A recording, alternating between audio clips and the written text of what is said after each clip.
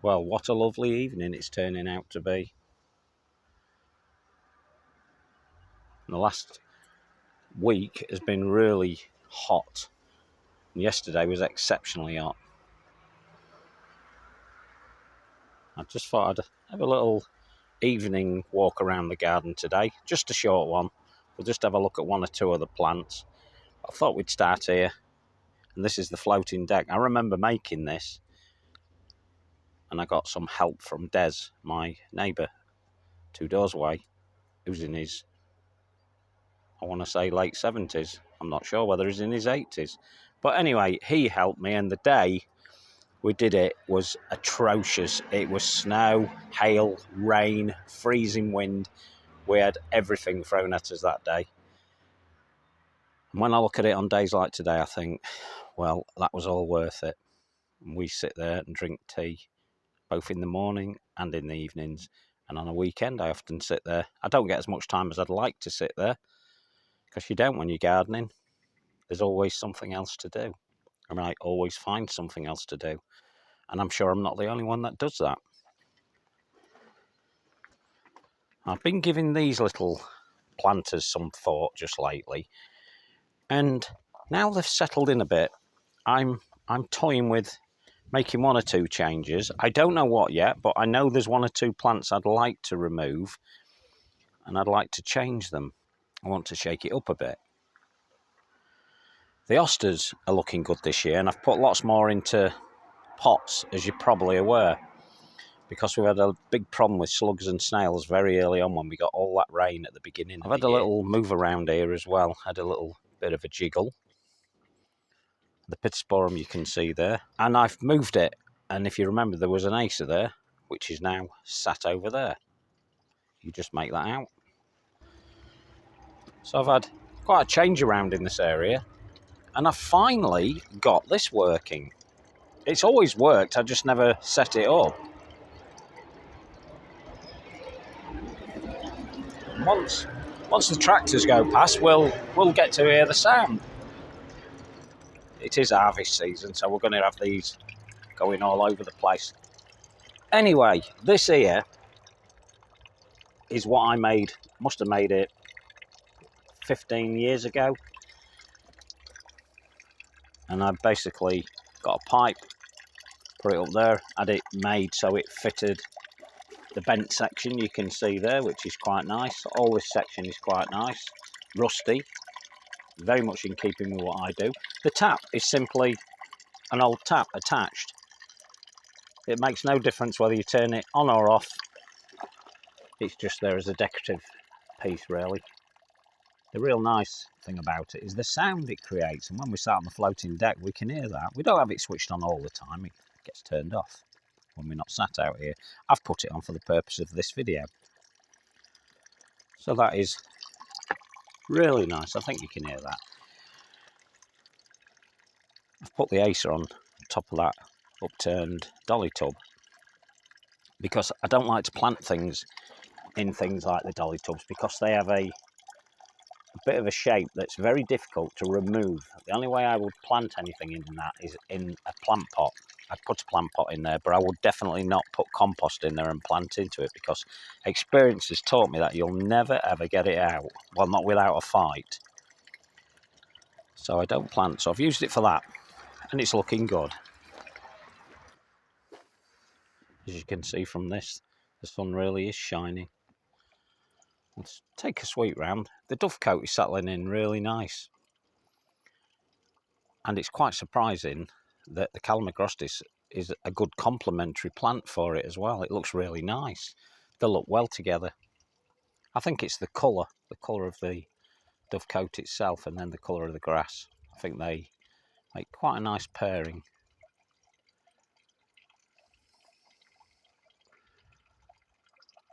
There's the cloister pergola.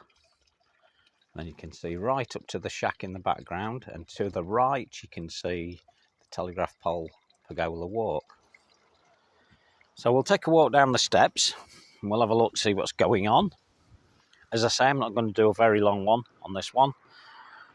Not a long video, because I want to edit this in a quicker time, because I tend to do long walkthroughs, and I enjoy it, but it takes me a long time to edit them. So I thought I'll treat myself to a shorter one. Miscanthus season.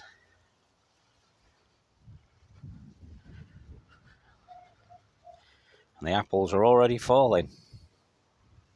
The tree's starting to shed a lot of the apples. There's way too many on there anyway. It's a lovely apple tree.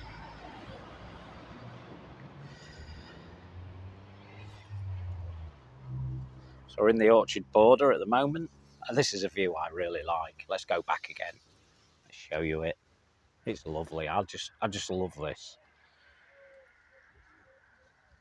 I think I've got the balance really nice. Still playing about with ideas for the wildlife section there. I'm definitely going to do something. As I pointed out to somebody who'd asked me the question about putting it around the tree, it's got roots around there, so it's going to be very difficult. Hence me wanting to keep it this side. Now, you can't see. Oh, you probably can. So the little sections you can see there, they're all roots. All them little darker sections. The roots, and I'm going to have to do something about that when I do bring it out there.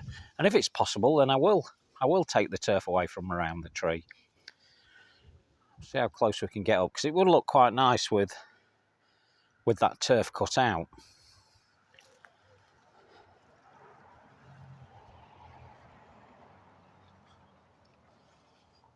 Just go for a gentle walk up here. Panicum's looking nice. The tall one there, the straight one, looking very nice, that. Everything else is looking good. Deschampsia is looking well as well. Beautiful. I quite enjoy just walking around the garden and looking at things. Always enjoyable. Birch is looking wonderful, as ever. I really do like birch trees. I think ever since I've been gardening, I've been using birch trees. They've just got so much interest. If you've got room in your garden to put a little birch in, put one in. Yeah, that one might make 30 foot. I'm hoping for 25. I've done a lot of work on it to keep its height reduced, but I'm now letting it go. We'll see where it ends up. It's around 10 foot at the minute. So we'll see where it goes.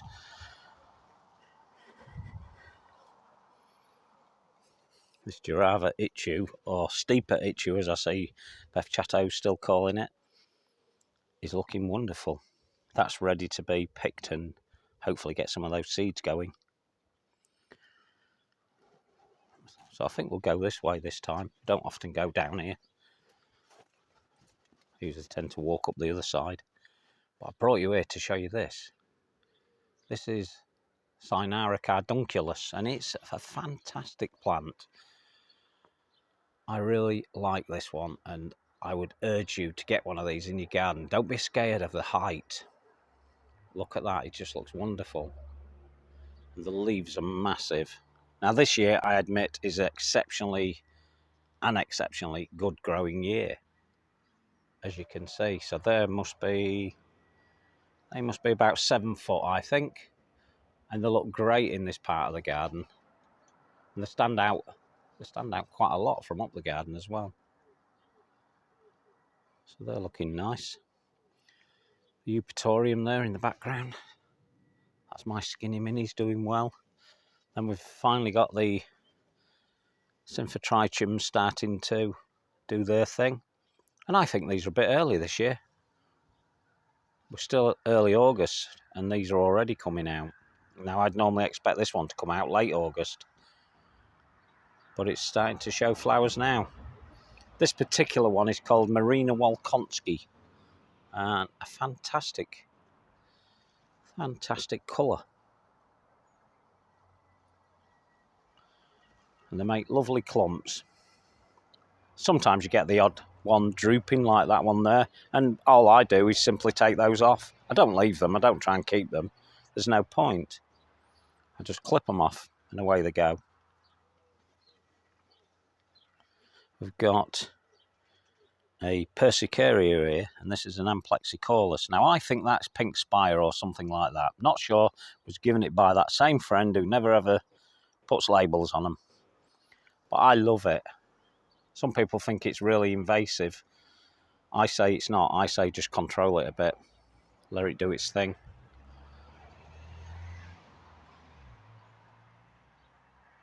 The grass you can see there, that's the Deschampsia that was found at my friend's nursery. Still doing well. Very nice indeed. So it's still looking hopeful. This is a single specimen of Calamagrostis. And I do like to see them on their own. In fact, I ought to dot more of those around the garden. Just single specimens all over. And it's what I would class as a linking plant then. It links the garden together. When you see the same plant dotted all over, it somehow ties the garden down to something. And that's a linking plant. So give that a try. I'm looking at a Sanguisoba there. The pink one you can see. That's called Blackthorn. And it's 7 foot, I reckon, now. I'm well below it. I usually film that from above, so you never really get to see the height of it. But as you can see there, it is a fantastic plant.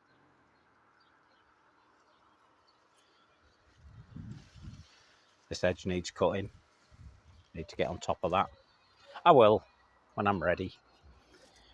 Now, I've been looking at this section as well. I put this into this tin, this oil drum, 2.5 years ago. And it's one of the big Miscanthus Lutaria riparises. But what the problem is that I don't get down here enough to water it, or not often enough to water it. So this one has died away a little bit. So I've decided I'm going to take it out. I've got another idea for this area that I hope to execute very soon. So watch this space. We haven't shown you this one for quite a while. This is Alanthus, and this one's Augialis. So it's a salicifolius, but it's one called Augialis. Now, I've got salicifolius as well. And the main difference is this is a bit more rugged looking. So it's like the rugged cousin of just the plain salicifolius. And it has more of a pale yellow, whereas salicifolius has a lovely golden colour. I really like this one, but I think the colour is better on the ordinary type. And it's a shame this hasn't got that same colour. But it hasn't. But you can see where it's producing its flowers there, right on the end of that. They're all flowers. So we have clusters of flowers on it. And it looks quite nice. In fact, it looks very nice. Let's try and shade that sun. I really need to get something for this camera to stop this side lit appearance that you get when the sun's on its way down. Kind of spoils it, really. A bit later on when we hit the golden hour, it'll look fantastic. Now that's lovely. That's hydrangea, and it's the oak-leaved hydrangea, quercifolia, and it's in flower. Not keen, not big fan of these flowers, as you're probably aware. Really don't like those types, but I love the leaf that this one has. You might not be aware, but this one can make it up to 8 foot without a problem. I think people think it's quite a small form, but it's really not.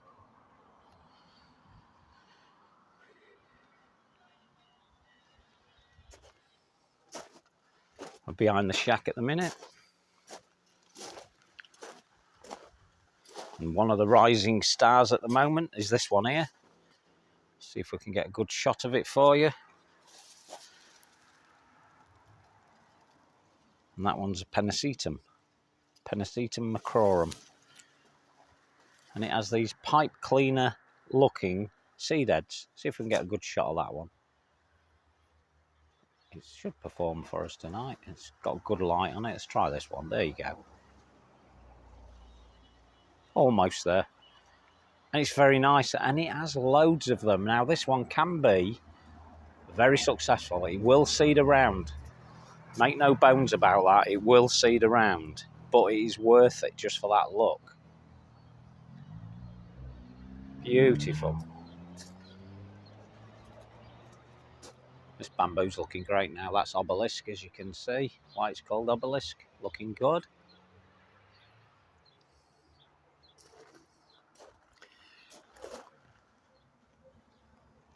And then we have this one. Now this is a Cecilaria. It's a small grass. and it's its time to shine, and it's a bit early. It's called autumnalis, so as you can imagine from that, it is a bit early. But I think because of the weather we're having nowadays, I think this is going to be a common feature. I think things are going to start coming out a lot earlier. We've just got to accept it. We'll just take a quick look in the nook, see what's going on. And nothing much changes in here. I just love it. I just love coming into this bit. I've still got a little bit of sorting out to do in here, but I'm fairly happy with it. I've managed to keep the weeds out this time. We've still got that euphorbia to sort out. The hedge needs sorting out as well. We need to cut that back a bit. I'm not too worried at the moment. And everything's doing what it should be doing. And I just love to sit here. It's just so peaceful. Yeah, we've got the road at the side of us, cars going past, motorbikes going past. But when I'm in here, I'm just lost in the moment.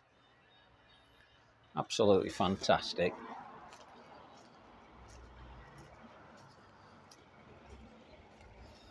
Got another Japanese anemone here.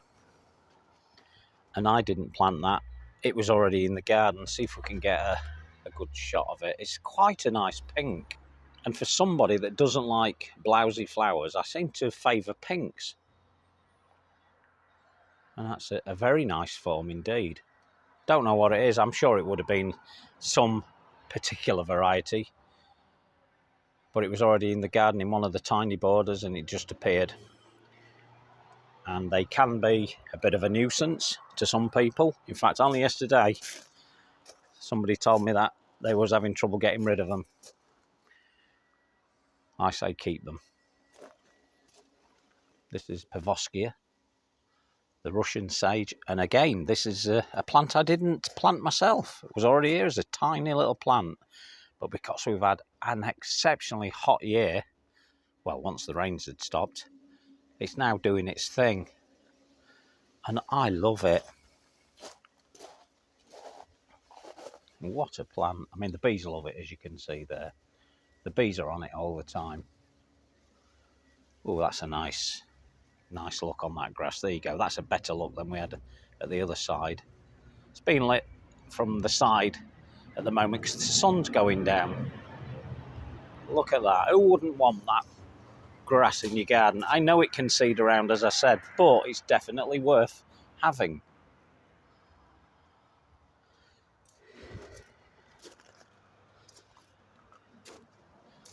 We are getting closer and closer to the big display of Miscanthuses once they really kick in. But they all tend to come out at different times, so it's a bit of a stretch.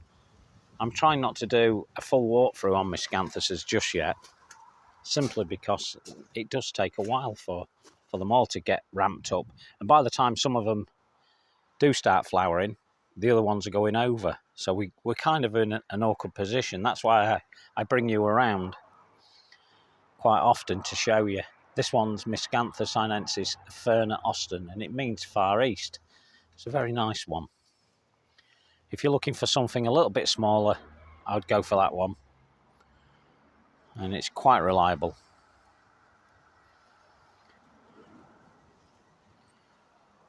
This is looking good. This is Rebeca demii.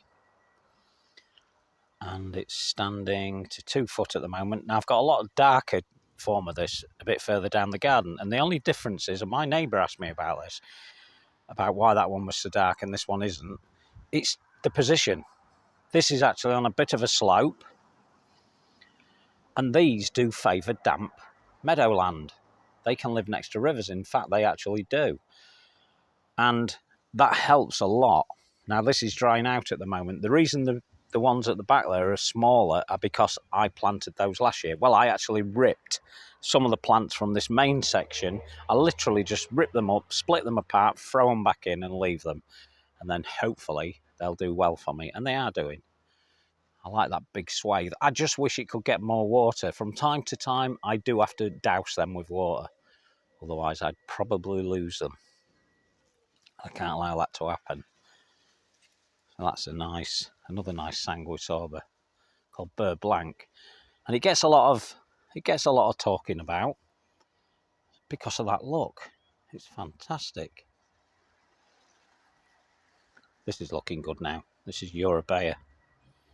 What a wonderful plant. It's been separated from the asters, as are some of the asters into symphytridiums, etc.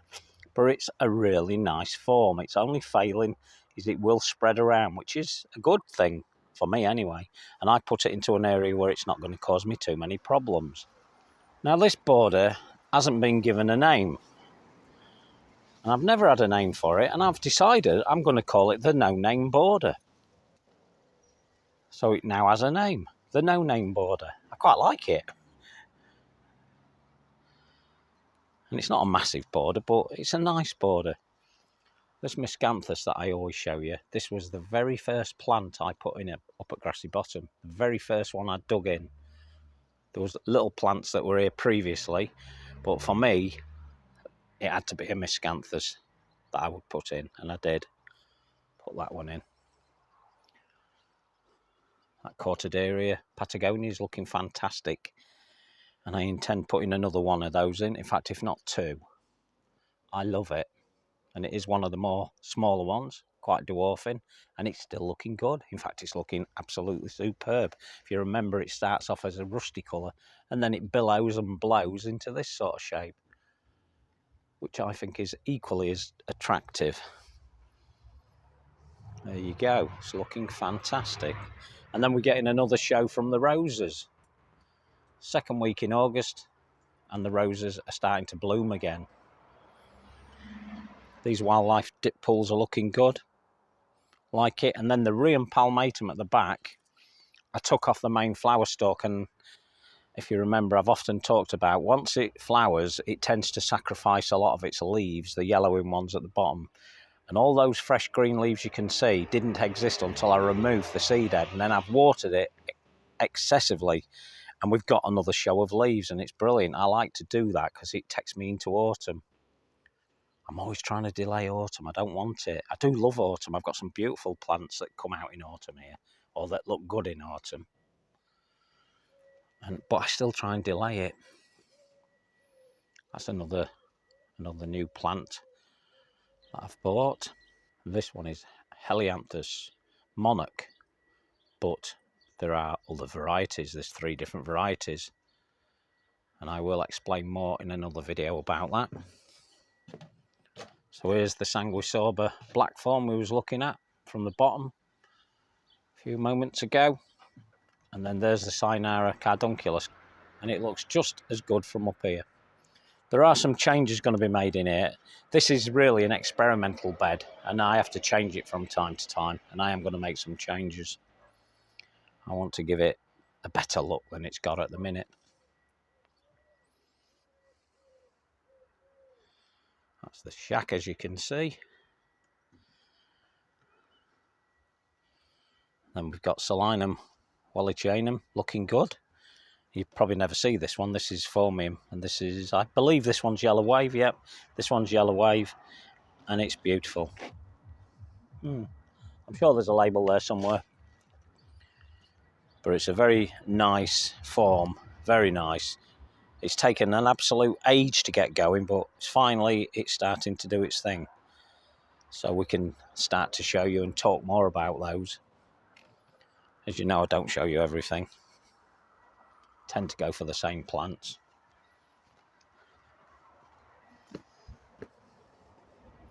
Gravel garden's looking great.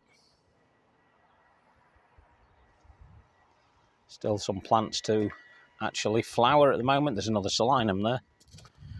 Another Salinum Wum looking really nice. And then we've got this Euphorbia Epithema. It's massive. But believe it or not, that comes from that little clump there in the centre, that whole plant. If I choose, I could cut that all back and it would start again from the very centre, and it has a fantastic spring look. Okay, I promised this would be a shorter video, so we need to wrap it up really, but we're going to show you this at this point. This is the CED Area Rich diii, and it's at its billowing phase again. I love it, and there'll be seedlings everywhere from this, but I'm not bothered. I'll just keep finding them, taking them out, and that's all I do. But look at that, isn't it worth it just for that? Wonderful, absolutely wonderful that. All the stuff's looking good.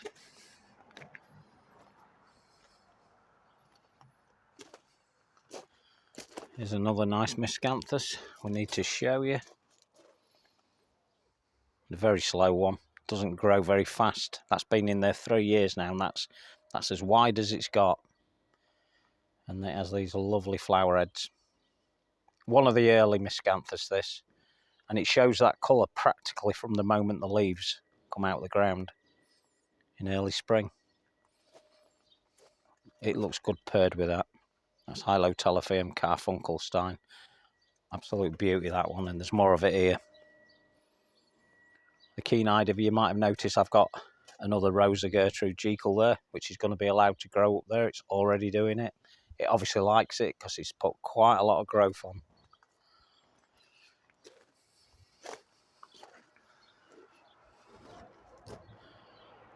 The Veronicastrum gone over now, but it's been looking wonderful, and it's Helenium time. This one's a Butterpat.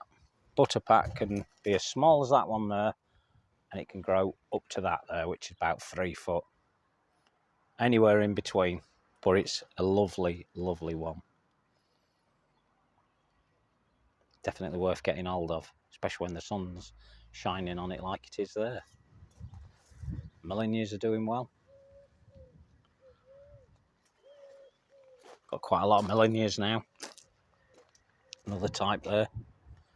That's looking wonderful as well. And then the Sanguisorba Lilet Squirrel, an absolute gem. It really is. And then we've got another Elenium here. And it's the one that we've had trouble actually finding out what it is. And I think it's one called Riveron Beauty. I'm not 100% sure, but I'm almost 100% sure, because it came without a label. But I think that's what it is. So another good one. The Japanese garden. Not a lot to say about the Japanese garden. It is what it is. But it's very nice. Still like it. It's very much part of Grassy Bottom now. So I think that'll do for now. We'll just finish off with another Helenium. Seems we are in Helenium season. This one's called Fierce Eagle. I think I've mentioned this before, that a lot of Fierce Eagles I see for sale have a lot more ready orange in them, and I believe this one to be more a true type, because this comes from Bressingham Gardens, who are likely to have had the correct one. But you never know, maybe they've mixed it up, but it looks okay. But every other one I've seen seem to be over cultivated, and they seem to have brought out a lot of that orangey red colour in between the yellow. So Fierce Eagle means fiery lightning bolt. Pretty beautiful. The pigeons don't seem too worried by me. Still there. Okay, so it is looking nice on this evening. It's looking wonderful. So we'll bring this video to an end.